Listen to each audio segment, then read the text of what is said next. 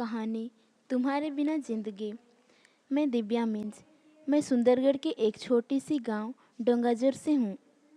मेरा गांव जंगल के बीच में है, जहाँ हरदम चिड़िया, जंगली जानवरों और शीतल पवन की आवाज़ सुनाई देती है।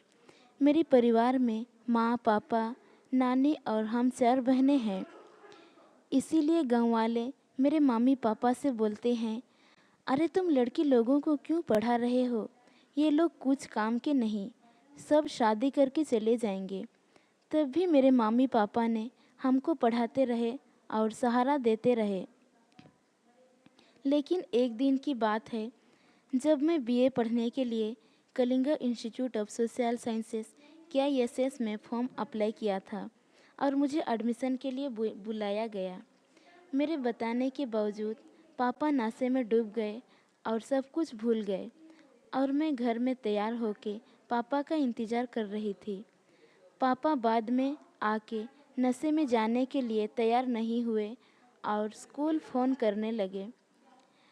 तब उत्तर मिला, 2 या 3 दिन के बाद आओ, जब एडमिशन ख़त्म हो जाएगा।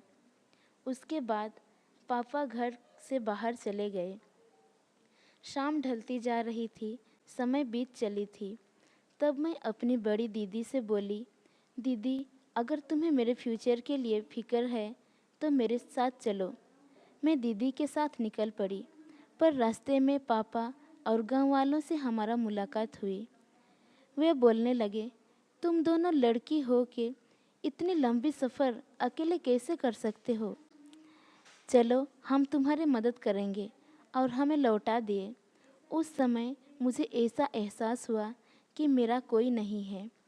घर में माँ बोलने लगी कि किसी की मदद मत लो, क्योंकि बाद में ये लोग बोलेंगे कि हमारे वजह से आज उसकी बेटी पढ़ाई कर रही है। मैं खुद जाके तुम्हारी एडमिशन करवाऊंगी। बाद में मेरी माँ पापा को समझाए और मैं मम्मी पापा के साथ निकल पड़ी। एडमिशन करने के बाद मुझे बहुत खुशी लगा और हम घर लौट गए।